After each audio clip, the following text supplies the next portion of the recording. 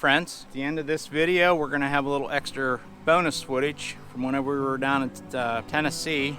I had an opportunity to tour or walk through the research hemp fields for the University of Tennessee's research farm. You can see what hemp looks like. One of the things that I found with this plant, it's kind of an ugly plant. It looks a lot like a pine tree to me and smells like skunk.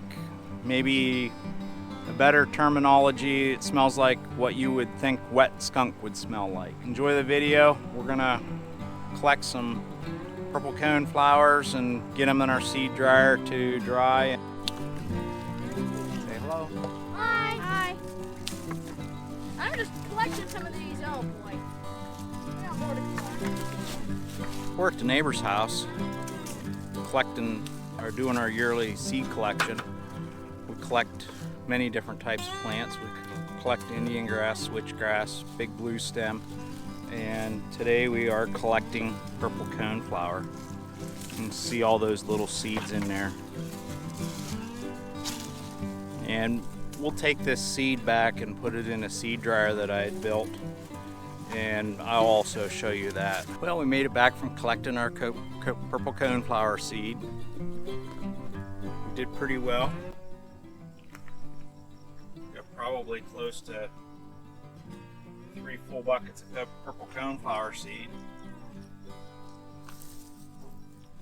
Whenever you're collecting the native seeds, you need to make sure that they're in the hard dough stage before you collect them. And what I mean by that is, whenever you open the part of the seed up, you need that to be pretty firm.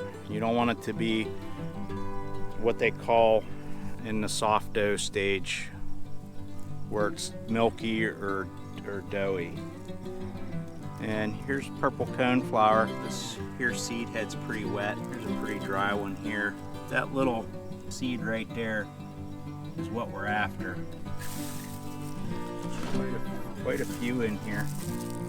There's another one. It's pretty dry.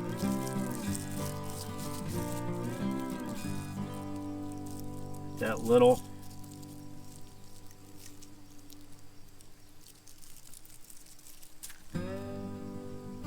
little woody looking things are the purple coneflower seed. We need to dry them now, that way they don't mold. We built a simple little seed dryer. It works very well. We use it for all the seed that we collect, from our corn to our sunflowers to our cup plant, bergamot, the coneflower. We collect some other things, big blue stem, switchgrass, Indian grass. We collect a lot of natives or seeds that don't have any seed patents. You have to be careful with that because you don't want to get yourself in trouble. There's been a lot of guys that have been in some pretty deep trouble for collecting patented seeds and reseeding them or selling them on the market. Or I don't fully understand it, so I just stay away from it. Be careful that you don't get in on collecting seed from patented plants. I can't blame the people for having patents on it. A lot of the research and stuff that goes in there, they have millions and millions of dollars invested in those seeds to get those seed patent. You know, they have to protect their investment somehow. My seed dryer is just nothing more than a simple honeybee super.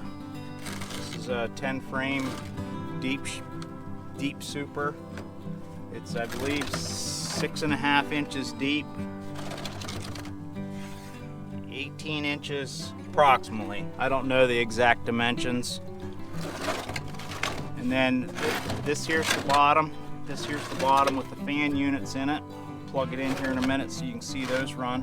And then I just have a piece of 1/4 inch plywood on the bottom to protect it. And these fans here are old computer fans. They come in, they also come in, some of the ones that I have, I've collected them over the years.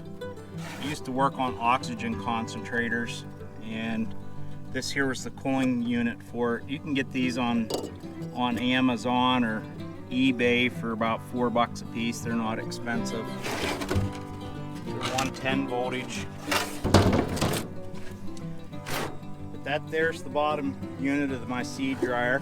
doing this outside because it's sunny out and my camera does better in natural light. We have 2 seed dryers. We have about 10 of these that we use. This in here has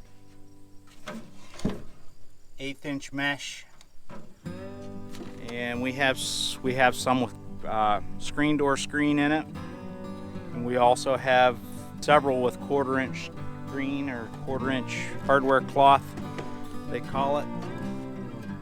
1/4" hardware cloth that works good for the bigger seeds, and those just fit on there.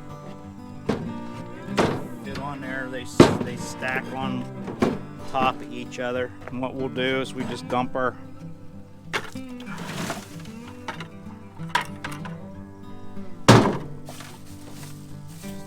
in there. Each super holds about 2 buckets.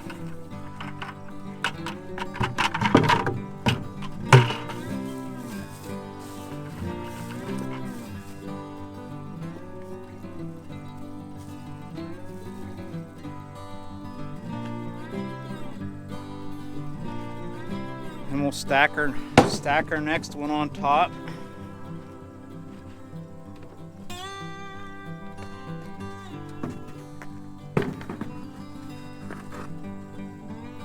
And dump them in there.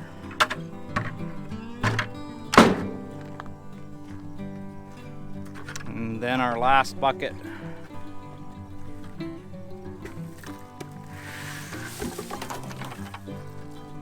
And I missed. Get those.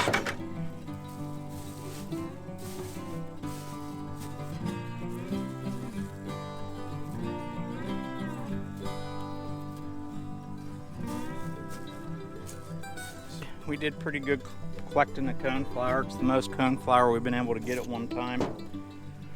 We have some of it established in the fields. You can buy it you can buy purple coneflower in your local drugstore or your grocery store, every place that has herbal remedies. It's known as echinacea. It's my understanding it's supposed to help with your immune system, help keep you from getting sick. This here's just an inner cover off of a beehive. You can just cut a piece of 1/2" plywood and put a hole in the top of it, whatever. But we just plug it in.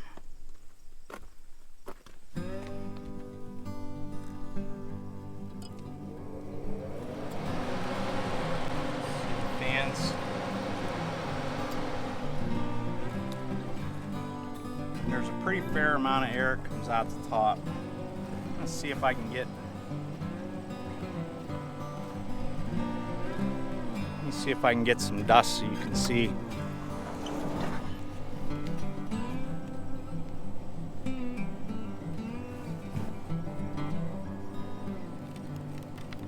Dust blowing.